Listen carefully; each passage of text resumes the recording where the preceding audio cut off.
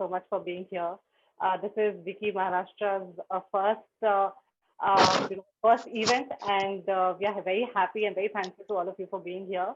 I think one of the agendas that we have at WICCI is to really ensure that some of the best practices are developed over time to ensure that sexual harassment, can be looked at, can be addressed and redressed in a better manner.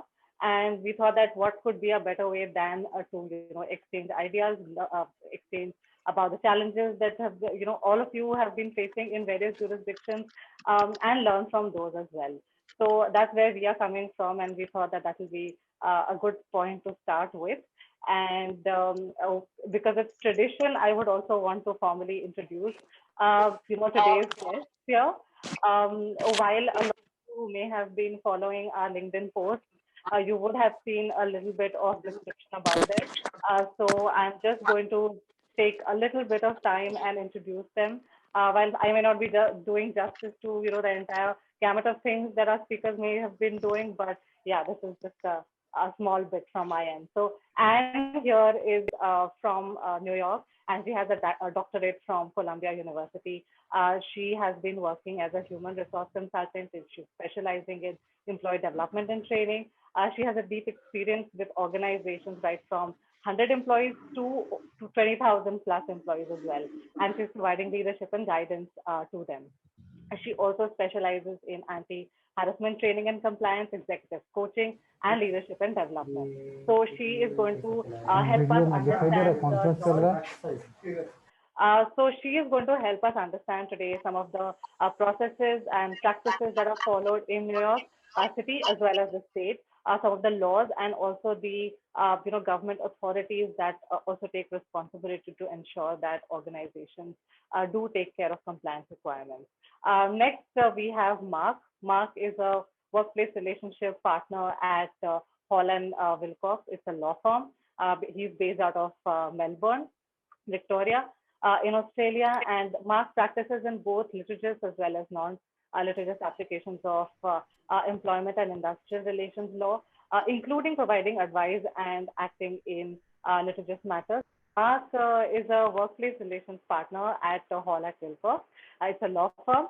He's based out of Melbourne in the Victoria state in Australia. Mark practices in both litigious and non-litigious applications of employment and industrial relations law, including providing advice and acting in litigious matters regarding terminations, employee discipline, unfair dismissals, common law disputes, equal opportunity, and of course, sexual harassment and discrimination claims as well. He is listed in the best lawyers in Australia in labor and employment law ever since 2014. And he's also a recommended employment lawyer in Victoria in Doyle's Guide for the Australian Legal. Next, we have with us Priyanka. Priyanka is from Singapore. She's currently based out of Singapore, but she's from India. And she is also the founder of AAPC Legal, which stands for Action Against Prohibited Conduct. Priyanka is a human rights lawyer with 18 years of experience in domestic and international courts on a wide range of matters. In 2017, she was the Austin Fellow in Residence at the Bernard Portin Office of the Public Interest Advising and the International Human Rights Program at Harvard Law. Through her initiative, she represents international civil servants in cases of harassment, discrimination, and abuse. So the mix that we have, here today as speakers is that while Anne and Mark are going to tell us about their respective jurisdictions and what kind of laws exist and how sexual harassment is taken care of there, Priyanka is going to help us understand how international bodies like the ILO or the UNESCO or UNICEF, how do they handle sexual harassment, and what are the bodies that assist them in compliance, and what happens if they don't comply. So those are some of the things we are trying to look at. While 1 hour may not be sufficient to really deep dive in these, in all of the details of these jurisdictions, but again, the idea today is to at least start a conversation around it, so that slowly and gradually we are able to learn, with respect to the best practices. Before we really start the discussion, I would also like Anju Ms. Anju Kapoor to say a few words. She's, as many of you would probably know, she is also the national president for ASSC WICCI. So over to you, Anju. Thanks, Shivangi. A warm welcome to our speakers, Anne, Mark, Priyanka, members of the ASH Council, and all our guests. Sexual harassment, as we know, knows no gender. It knows no boundaries, no form. It can be physical, mental, emotional, in the physical space or in the virtual space, in private or, in the public spaces. It has, if there, I don't think there is any country in this world which has escaped sexual harassment. And as we were just discussing before starting, that in India the law pertaining to prevention of sexual harassment at workplace is relatively new, and the government and the non-government agencies have been working for the last 7 years trying to make the law more efficacious, but we still find many gaps. And during the pandemic, in the work from home scenario, the virtual sexual harassment raised its ugly head and caused and brought forward a new set of problems. So in India, where the law is still evolving, we really need to examine legislations from across the globe and adopt the best practices. So we are privileged today to have speakers from around the world who would be sharing their knowledge and experience with us. And I'm grateful to Shivangi and the Maharashtra Council for organizing this session and giving us all an opportunity to hear from speakers across the world. Thank you, Shivangi. Thank you very much. Thank you so much, Anju. So without further ado, I would now, like to start this discussion. And before we really get into some of the nitty-gritties, I was wondering if, for the benefit of all of the participants here, we could understand a little bit, on the just probably the names of the law and the structures, in the respective jurisdictions. And Priyanka, from you, on a different level as to how the policies exist for international bodies. So Mark, maybe we can start with you. What we understand is that Australia would have in the federal law also as the Sex Discrimination Act, and in the state of Victoria as well you would have a law. So just help us understand that a little bit. Thank you, Shivangi, and thank you to you and your organisation for organising this and inviting me to be a part of it.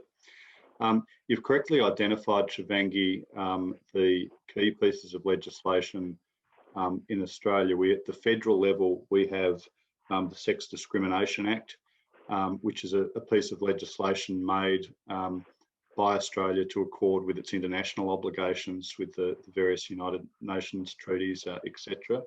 And then at the state level, we have, in Victoria, we have the Equal Opportunity Act, but we also have the equivalent of those in every other state in Australia. They both provide essentially a mechanism and a legal process by which individuals who want to assert that they have been sexually harassed can make a complaint, and they provide for a process by which those complaints can get to resolution, and perhaps I can speak about that a little bit later.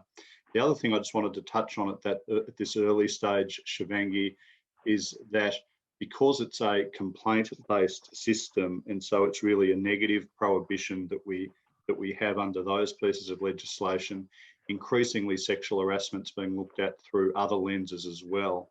And so we can have, through the workers' compensation legislation, whereby employers have a duty to not injure their workers, sexual harassment can be actionable under it, and also various state occupational health and safety pieces of legislation impose a positive duty on employers to avoid sexual harassment. So they're the main sources of law that apply in Australia. All right. And so like in India right now, we have a central legislation called as the Sexual Harassment of Women at Workplace Act. So in India, because of the kind of history we've had and the way the entire journey has been, the law in India is right now for women. What is the scenario there? It's not bound to, it's not just women that are able to make complaints, and regularly in my practice, I'll be dealing with complaints that males have made against males and males have made against females as well. Certainly, it is essentially a gender-based issue, and I'd say 95% of complaints are by women against men, but it is not. The system accommodates every possibility, if you like. Understood. And in India, we also have something called as the Indian Penal Code, which has all the criminal provisions, and sexual harassment has been added as one of the crimes as well. So I think what would also help all of us is that over there, do you also have do you also distinguish between a crime and a civil matter, and is there also a jail term associated with sexual harassment? Yeah, there's no actual crime of sexual harassment as such, but sexual harassment can, conduct that could be amount to sexual harassment in a civil sense can also amount to, for instance, sexual assault or other types of crimes. So yes, not uncommonly there'll be a number of different streams by which sexual harassment is looked through.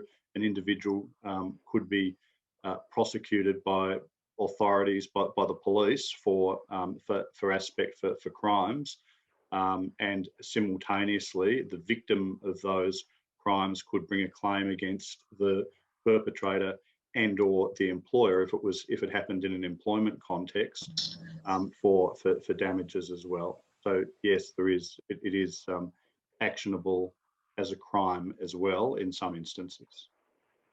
Okay, understood. And if you could come in here and tell us how it is like for you. I think what we understand is that there is a Civil Rights Act that you have, and Title VII, which very famously known, which is again at the federal level.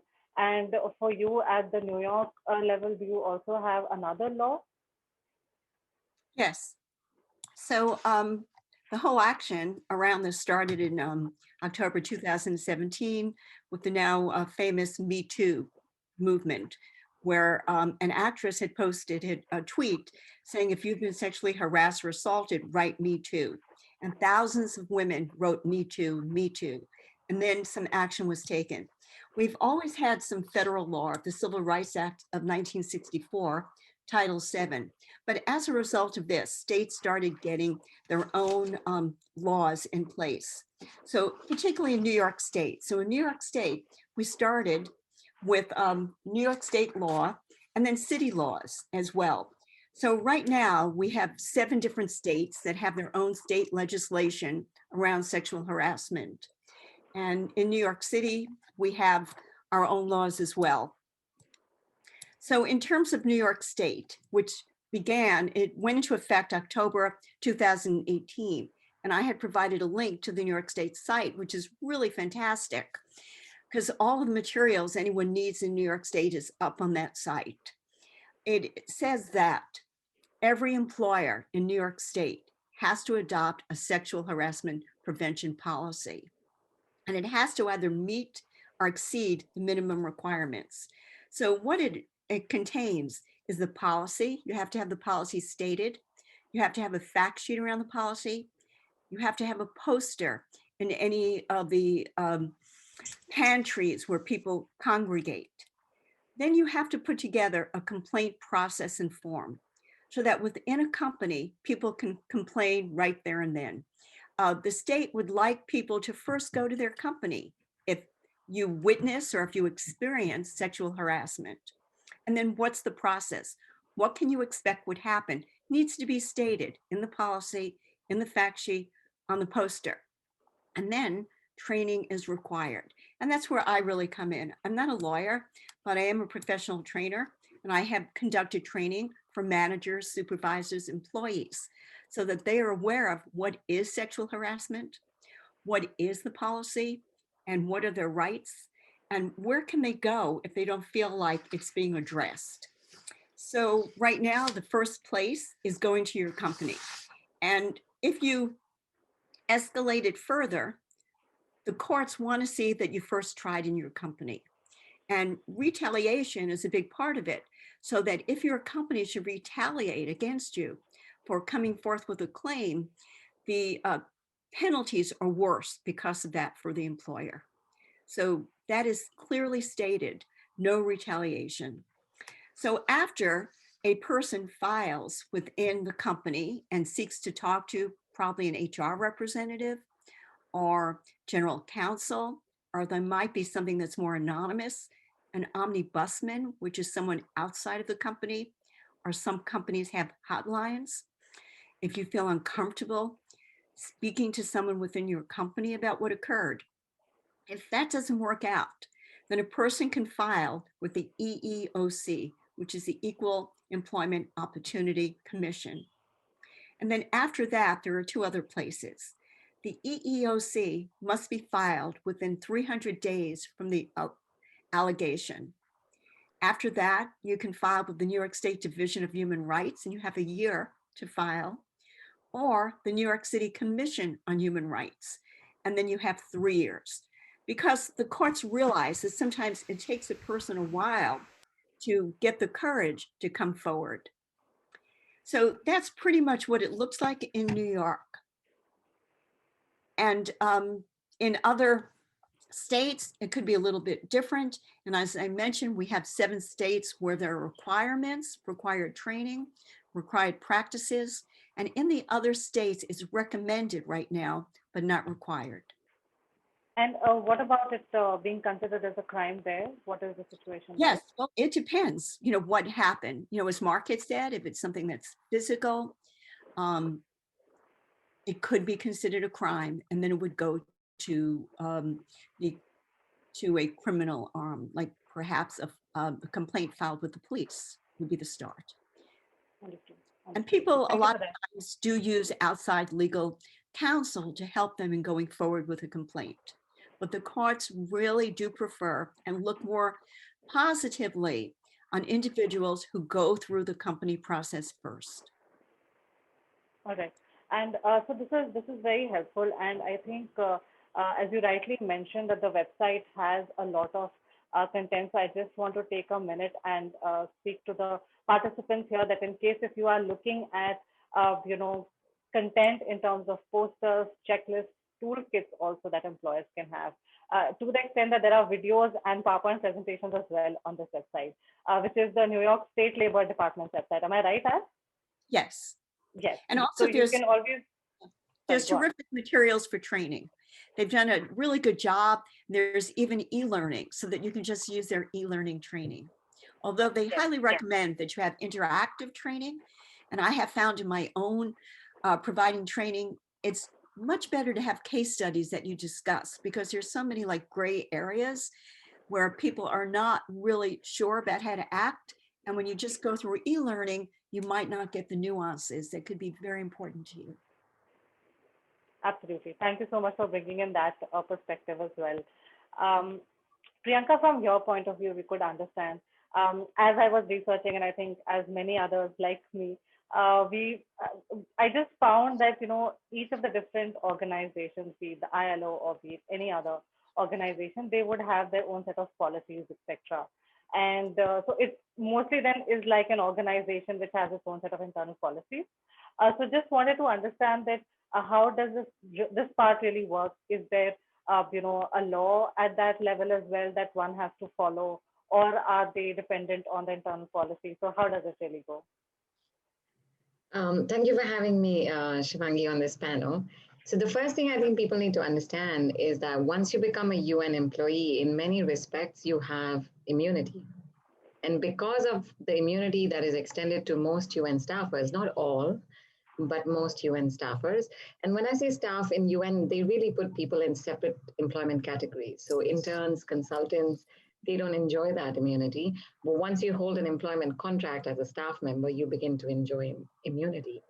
Knowing what we know about the power differential impact on sexual harassment, we know that frequently it is people who have those strong, safe, secure, long-term contracts and the UN's own statistics also shows that typically that power variation does impact what the perpetrator group looks like and what the victim group looks like.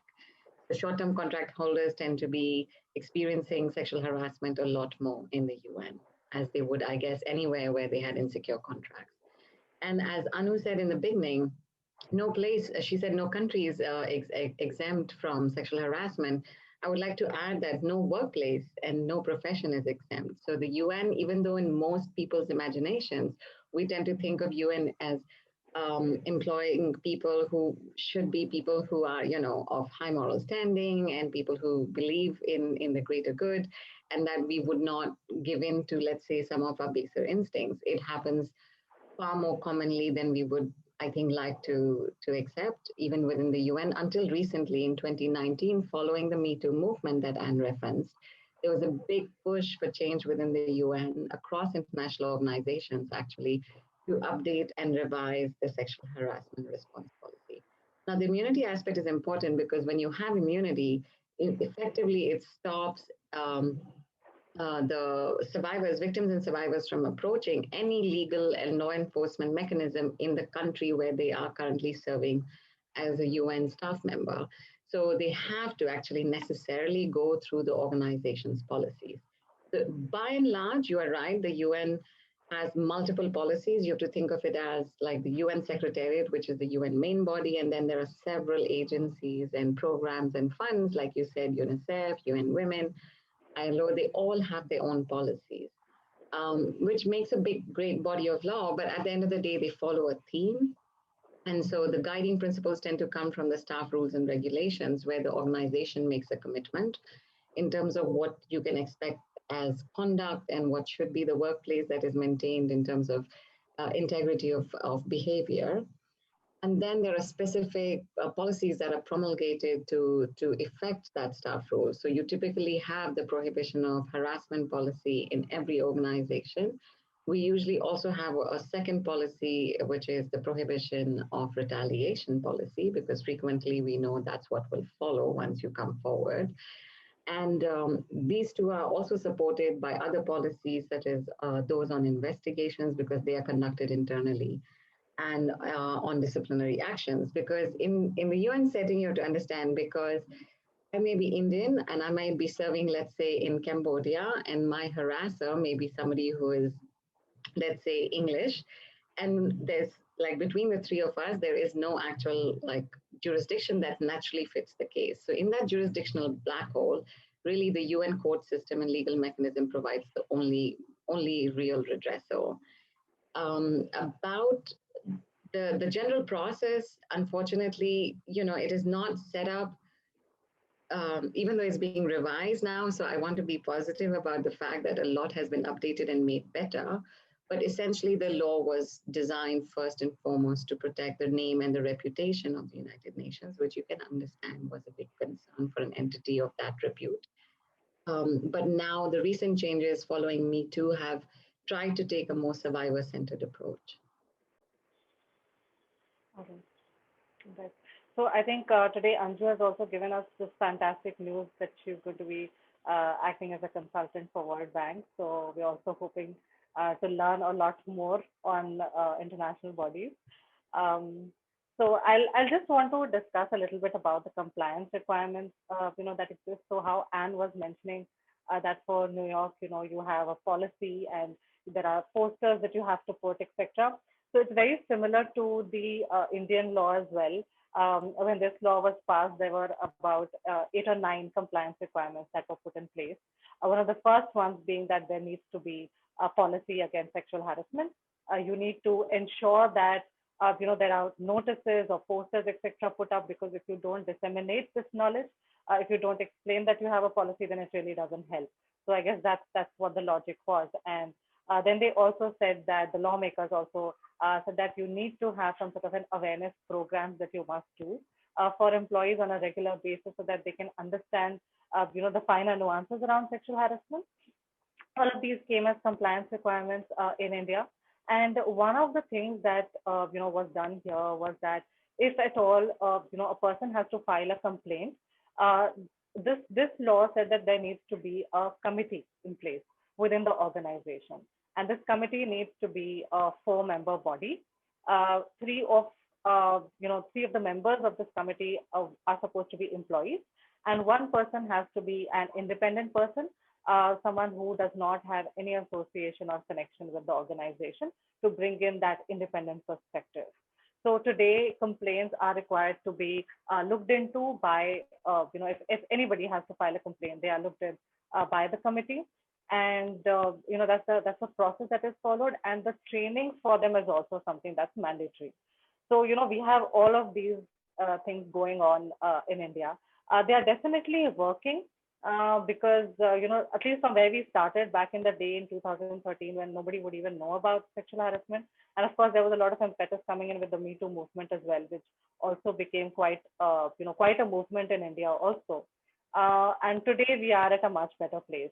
But I think we also want to understand that how is it like, for you, and how do these compliance requirements look like? Maybe Mark, we can start with you. What do organizations do currently? Thanks, Shivangi. There are no definite or mandated requirements on organisations in Australia, either at the federal or the state level, on steps that they have to take. The systems there are really they're applicant-driven steps.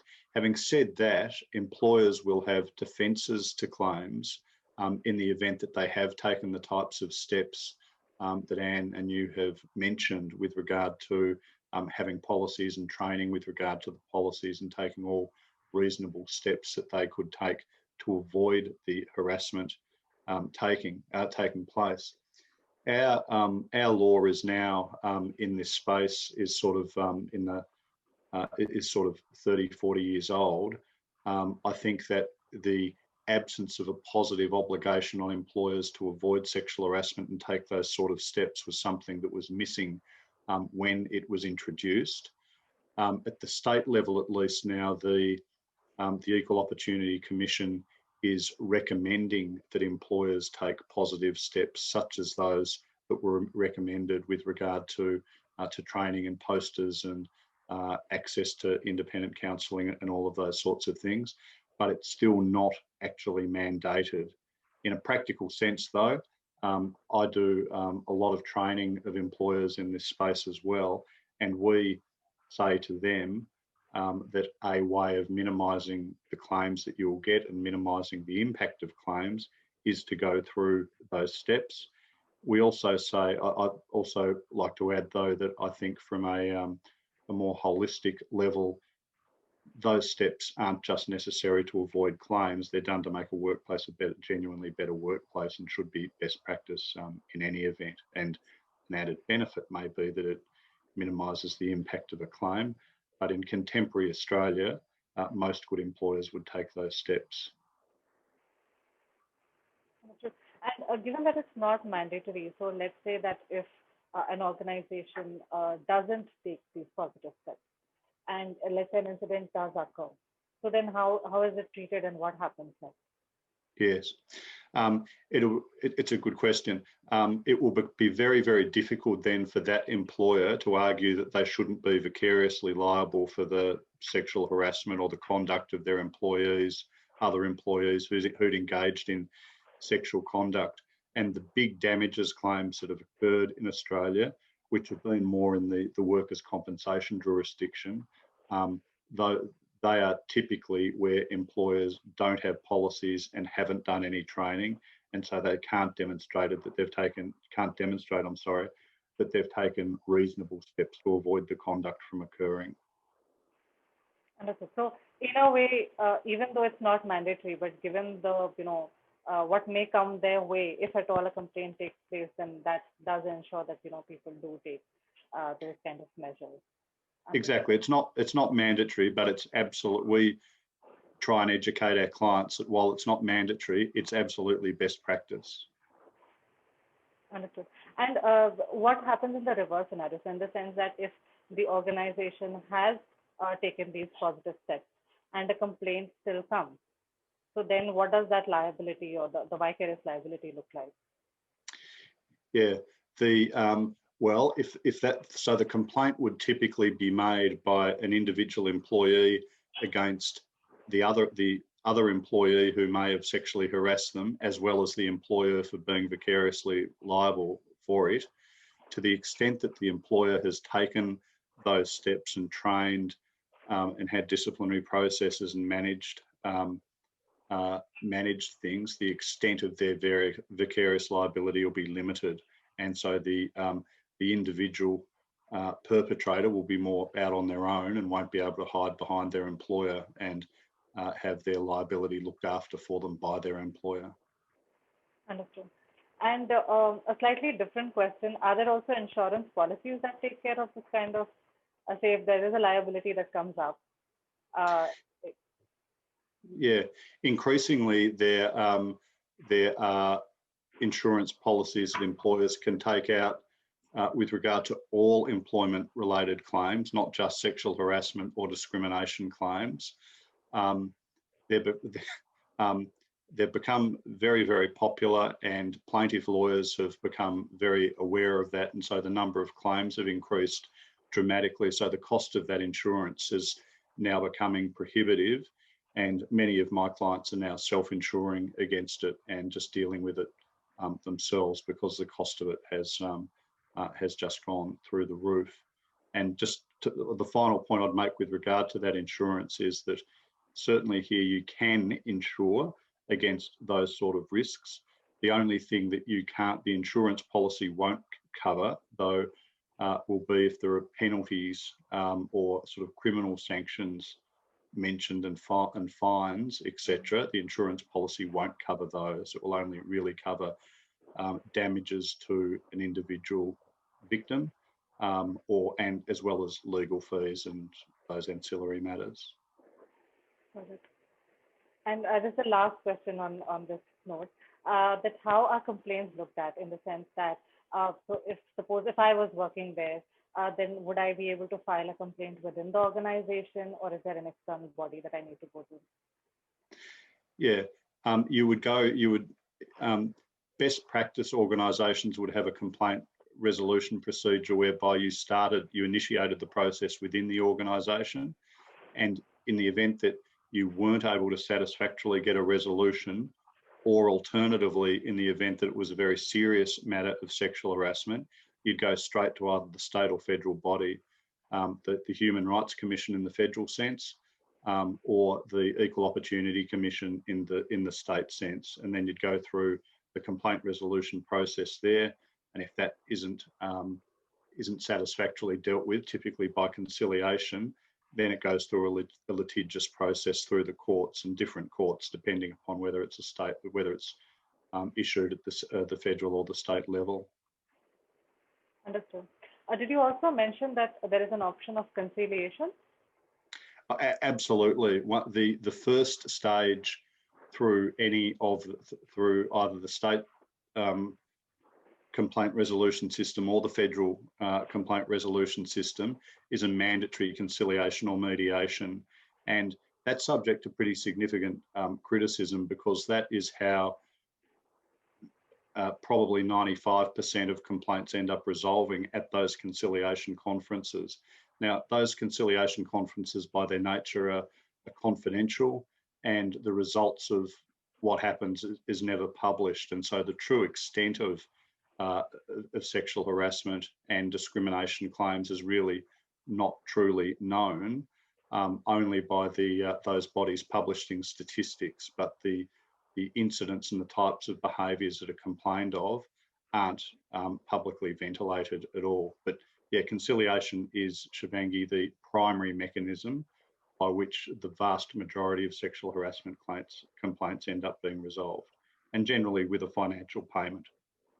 A financial payment and or training coming out of it. Understood. And if at all a person does reach out, within the organization itself, typically, what kind of teams do you see handling complaints like these? Are these usually the legal departments or HR departments or any other? Yeah, typically it would be, it would typically be the HR team. Less sophisticated businesses might just outsource it straight to their external legal providers to deal with, and a lot of my work comes in that place. But it would typically start with HR, and And then they would normally get, as things have got harder, they'd normally get external legal counsel involved to assist them with managing the claim. Understood. All right. Thank you so much for that. Pleasure. And I was wondering that, in New York, again, if somebody has to file a complaint, are there internal mechanisms available or external? Well, there are both. So to begin with, the internal, with the New York State and New York City policy, there's a complaint form and process in companies, and it is preferred that is handled internally first to see if it could be successfully handled. Now, I just want to add one thing before I continue on that Mark said about number of people who have complaints. There's also a number of people who don't complain and they just leave. They leave their jobs, and we don't know about those people. We don't know how many they are, but they're afraid that they'll be ruining their reputation if they bring forth a complaint. And so that's just something to consider, that the numbers may not really be accurate on how many complaints there would be if everybody came forward. So in terms of how are complaints handled, it's usually, as Mark had said as well, an HR person or a legal counsel within the firm is the first person that someone would speak to. Now, in the New York State regulations, they suggest that you speak to the person you have a problem with. Now, not everybody can do that, especially depending on what the sexual harassment complaint is. You might not be comfortable. But I think the reason for that in the law was to see if you can settle things, not make a lot of waves. But let's say you can't, and let's say you don't feel comfortable doing that. So you file a complaint internally, and it is held confidentially to the extent possible, which means that your name might get out. So when they approach someone who you are accusing of sexually harassing you, they might have to give some details that would help the person to recognize you. And that's a risk that someone is taking. But retaliation in the training, in the law, is paramount, that you cannot be retaliated against. Now, it's very interesting when you look at the numbers of the different kinds of harassment cited in the US Equal Employment Opportunity Commission, the highest number was in retaliations. So people had complaints about being retaliated. So I think until people feel more comfortable and companies are really diligent about addressing people's complaints and making sure they are not retaliated against, it becomes a real challenge to help people deal with their complaints internally. So let's say you filed a complaint and the internal mechanism investigated that complaint, and they came back and they came up with some resolution. Maybe they changed your job to some other area. Maybe they told you that you were mistaken.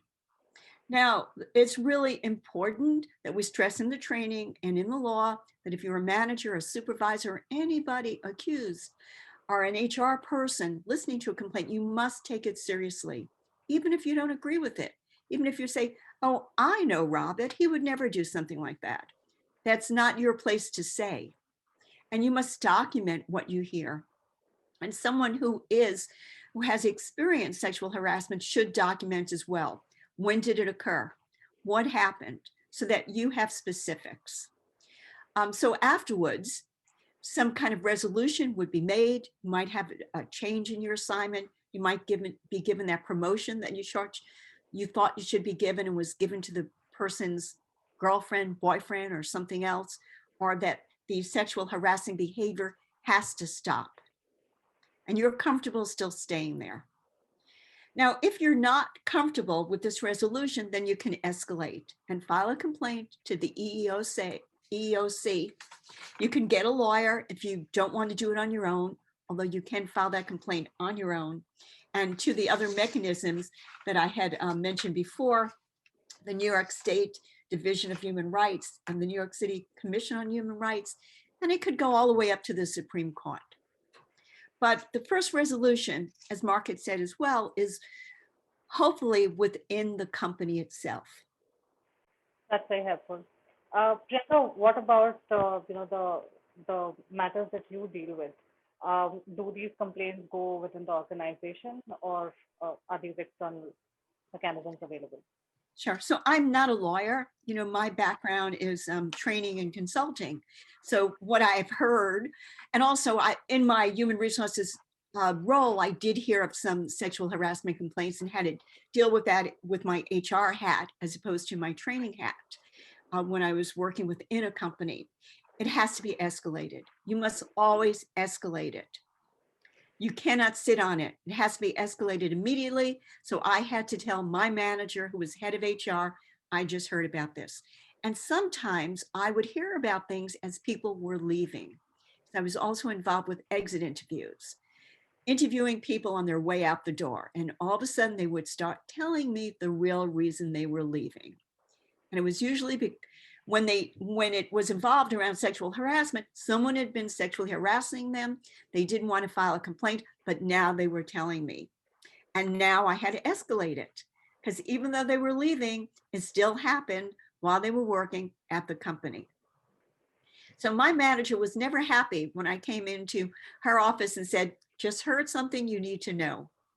And at times we had to interview people after they already left the company to find out the details of what occurred. So I've had that experience, and I have known people who've had to have lawyers to help them through the process when they didn't feel that they were successfully being heard within the company.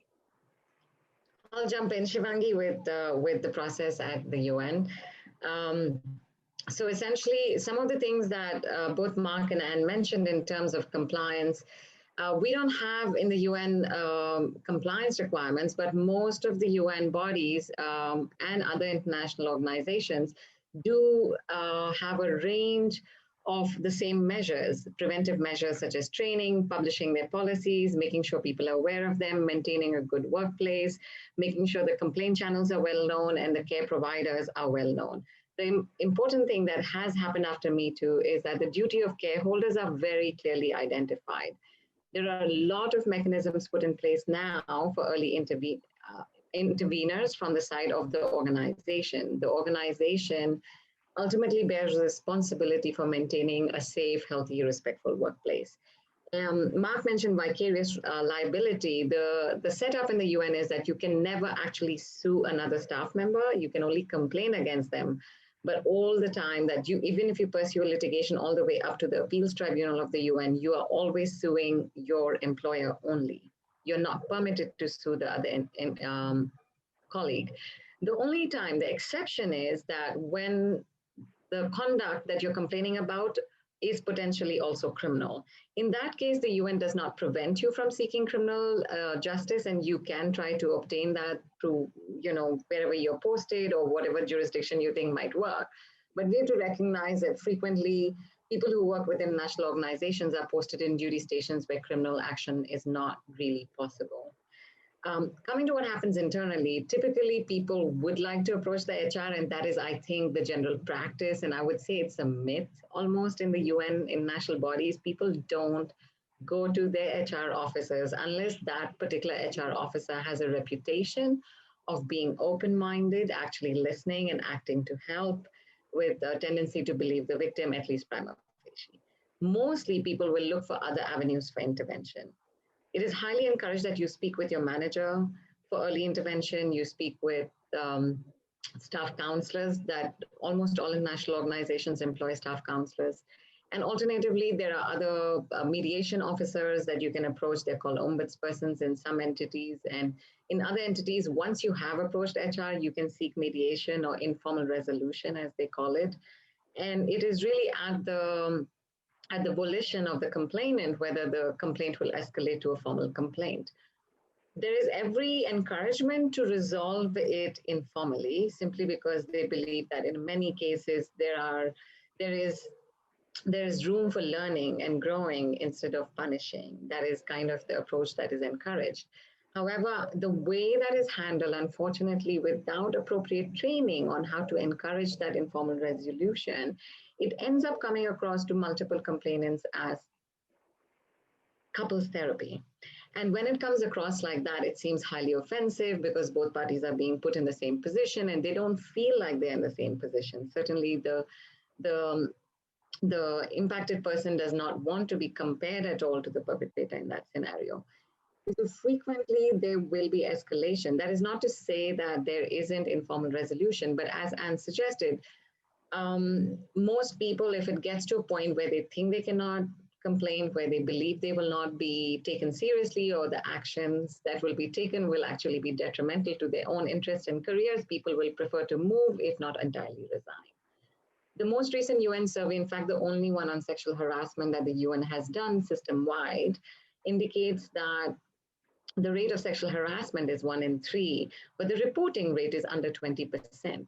And if you look at that reporting rate, that goes to show that there's very little trust in the system. And the Secretary General himself accepted that the data shows a lack of trust in the system, that they are failing to convince their staff members to come forward, and they're failing to convince their staff members that when they come forward, they'll be taken care of. And frequently the retaliation is definitely, as you know, the standard amount of fear, but I think more so, especially because UN jobs and other international organization jobs are highly coveted jobs, very competitive to acquire, and people are, they're loath to jeopardize that career, which is understandable. The complaint mechanism, however, if it's handled well, and not saying that it can't be, it has been in many cases, the resolution can look like basically, there's a whole range of options. You can be moved to another section, or that other person is moved, or there's an apology issued, mandatory training for the perpetrator may be suggested. But if it escalates through the justice system, it can become highly acrimonious, because you're not anymore suing the person who actually did you harm. You're suing your employer, the person, the entity that you actually loved, you came to work for, the mandate that you believe in, for whom you were willing to leave your country, your family, your context, move all the way away to actually have a better impact on making a better world. So it's a highly painful process for a complainant in these organizations to sue their employer, but they have no choice. And there, I think the concept of duty of care that Mark mentioned, there is that angle now that essentially they promised a safe, respectful work environment, they failed to provide it. And then once the person came forward, they failed to actually act in response to prevent and, effectively protect.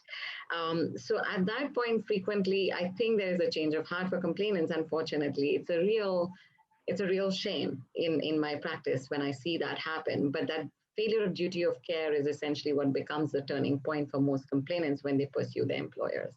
And all of that whole range of litigation from informal to formal is available within the UN. So the UN has, and all international organizations have created that redressal mechanism within the entities. Okay. Thank you. I think one point that has really come out from all the discussions that we are doing so far, and even from the India standpoint, I'm sure all the participants here will also agree with me on this one, that retaliation has come out as one common point. And for the longest time in India as well, people wouldn't file complaints because there would be so much fear of, and so many other aspects involved, which would lead the person to instead leave the organization, leave the job, instead of actually going and filing a complaint. So in case if we do have more time, I would want to come back and ask you these questions as to how do you, what are the initiatives you take to build that trust? But given that we have about 10 minutes, I'd really like to see if we have received any questions in the chat so far.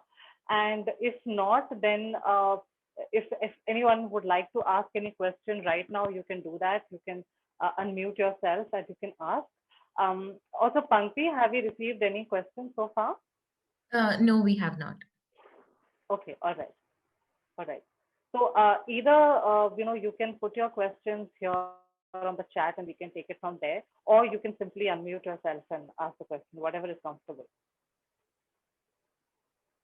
While we wait, I just would like to add something that in the first question I missed in terms of mandatory compliance requirements. The UN doesn't really have compliance requirements because it'd be like the monitor monitoring the monitor. It simply doesn't have that level of oversight. But the policy, interestingly, does list very clearly what is expected of the organization, of the head of that office or mission, and your own boss and supervisor. And in fact, it has a whole list of obligations of individual staff members. As UN and international organization employees, they're expected to comply by a whole range of code of conduct, but also just respectfulness towards each other. And surprisingly, I have to say the only compliance impact, as you were asking penalties, is against the individual staff member, not against the manager and not against the organization and not against the head. But if the individual staff member fails to, for example, take a mandatory training, or actually there are complaints, it can impact their performance appraisal. It can actually result in a recording in terms of a note to file, etc., against them. So there's great impact, I think, for the individual staff members. And I find it interesting that there's not greater penalty for those who are meant to enforce those policies. This is pretty interesting because it's exactly opposite. You can sue your employer, but the punishment or the penalty is only for the individual. Whereas Mark and Anne, I'm assuming that you can sue the respondent or the perpetrator, here directly. However, the employer may be vicariously responsible as well. I mean, there could be liability on the employer as well. So it's quite, it's the other way around actually. Yeah, and so this is kind of what I had said in the beginning, that the policies were really designed to protect the entity in every respect, which is understandable in some senses because it's a world body that has to function across the globe and it needs to have that level of protection. But it is, in this particular instance, I think, at the cost of survivors and victims of sexual harassment. You know, I'd like to add something about what you just said, Shivangi, in terms of suing.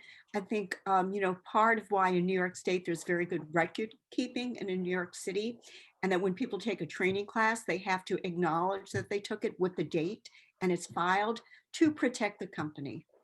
So that if there's a manager who is accused of sexual harassment and the person went through the training, the company is not as much liable as they would have been if they did not provide this training for all employees.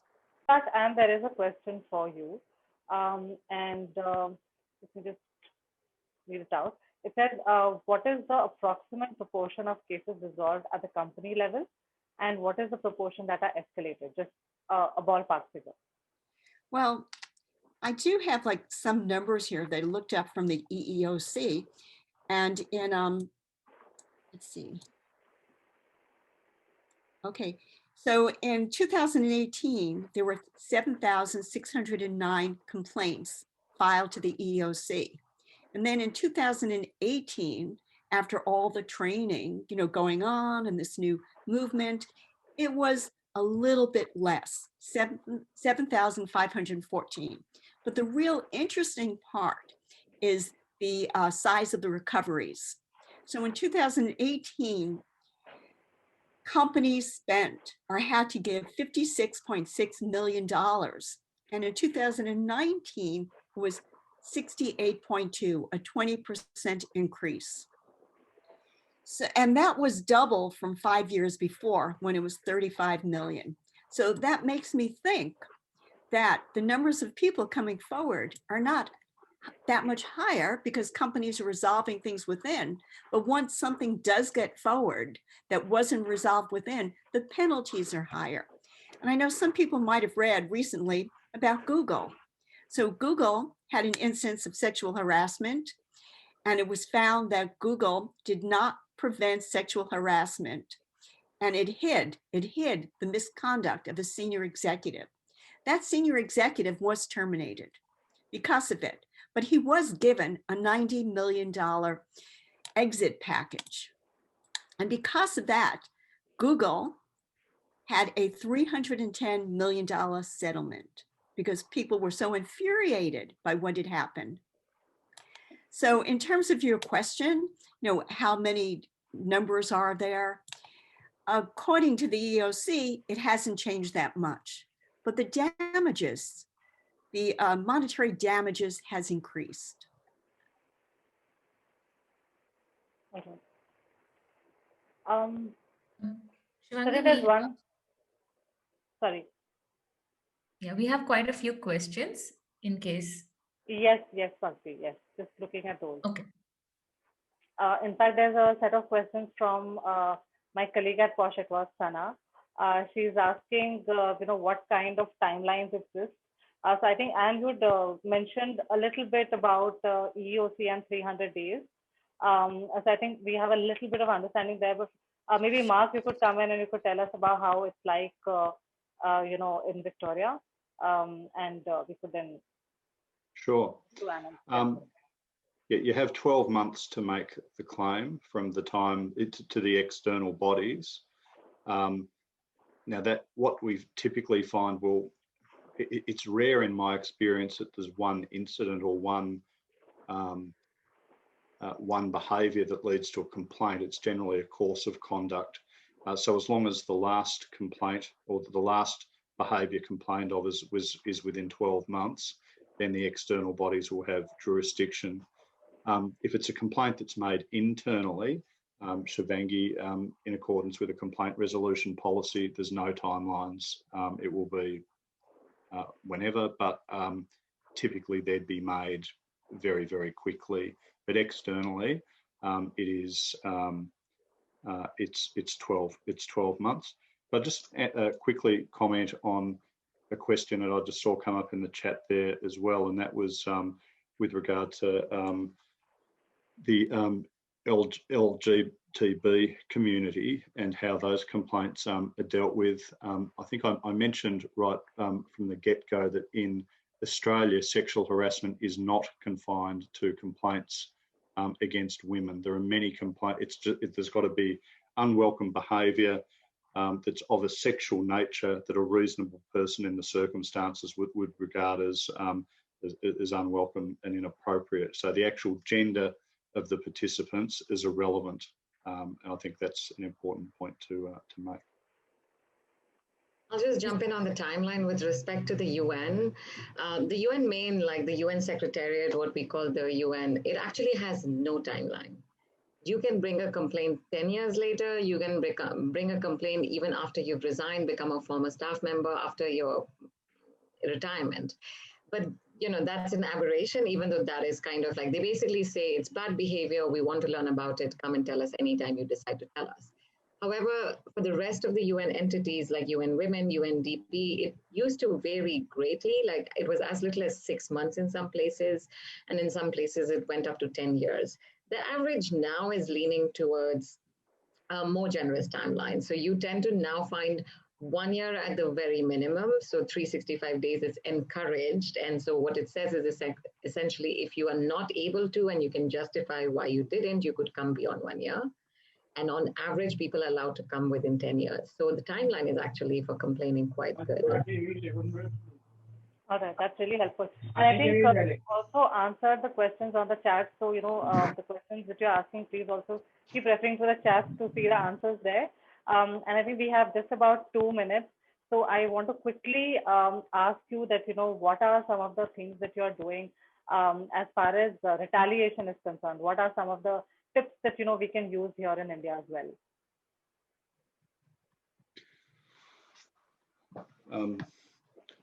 Well, in Australia, can I say that with regard to prohibiting retaliation specifically outlawed in both the federal and the state legislation, and victimisation of somebody that's made a complaint is regarded extremely seriously and leads to a whole nother complete complaint resolution process, similar to the sexual harassment complaint in and of itself, but it's regarded extremely seriously.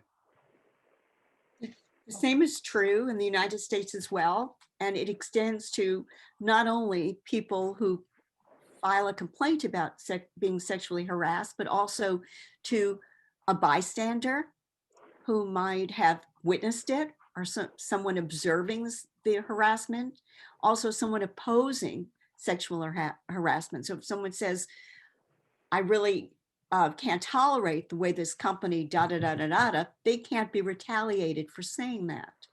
Also, somebody making a complaint about the harassment and providing information during investigation. So when the company is looking into the complaint, they can't retaliate against anybody who comes forward and gives some information about what they witnessed. And lastly, the retaliation, protection from retaliation extends to anyone testifying in connection with a complaint. So it's not only the person who has the complaint, but people around that are protected from retaliation. And the companies that I have worked with, they have a very, very strong stance against retaliation. And they say that anybody retaliating, a manager or another employee, can be terminated. Understood. With respect to retaliation in the UN and other UN entities and international organizations, almost all of them have a fairly robust protection against retaliation policy. However, the problem with the way the policies are drafted is that you should have first engaged in what they call protected activity. Essentially, there should have been misconduct against you, which you had to have complained against. And once you have lodged that complaint, you have engaged in protected activity, and hence you can seek protection from retaliation. However, whenever you do seek protection from retaliation, even like, let's say you're fearful that at this point you might have a bad appraisal, or you might be moved out to a really difficult duty post, or, essentially your job profile will be downgraded or whatever, and you alert them that I'm expecting or I'm anticipating or the signs of this retaliation are there, unfortunately, the protection does not kick in there. Most of the protection that you can get is after you can show retaliation. So essentially, even though that is not how the policy is meant to work, in practice, the result is that you have to first face the retaliation, then you have proof of retaliation, and then you seek the protection. By then, it's not protection, really, it's response to retaliation. So that is a difficulty that we have not yet found a way to overcome, but it's there. All right. Thank you so much for this. I think we are just at 7 now, so I just want to take 30 seconds to thank all of you, especially the speakers. I think for Priyanka and everyone else who's here in India, the time is still comparatively better for us. But for Anne and Mark, a special thank you, because for Anne, I think it's 7:30 in the morning, and Mark, it's 11:30 now, 12:30 a.m. So really, really beyond office hours, thank you so much for accommodating to our schedule and our time, and for giving us all of this information that you have. This is really, really helpful. We might have to connect with you again, because 1 hour, as I said, is not sufficient to really jump into some of the finer nuances and the details. But we look forward to meeting you again soon. Thank you so much. WICCI Maharashtra team, as well as Anju, thank you for being here, and the team has worked really hard to kickstart the event, so we are very pumped about doing some more soon. So WICCI team, thank you so much. Thanks a lot. Bye-bye. Thank you. Thank you. Thank you, Shivangi. Thank you, everyone. Thank you for joining us here today. Thank you.